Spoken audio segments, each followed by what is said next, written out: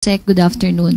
Yusek, reaction lang ng Malacanang o ni Pangulong Marcos sa first ever joint activity between Philippine and Japanese militaries sa ilalim po ng Reciprocal Access Agreement. Ongoing po ngayon ang Doshin Bayanihan 525.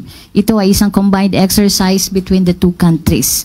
Ayon sa National Security Council, ang nasabing inaugural activity ay isang strategic milestone in the operationalization ng RAA.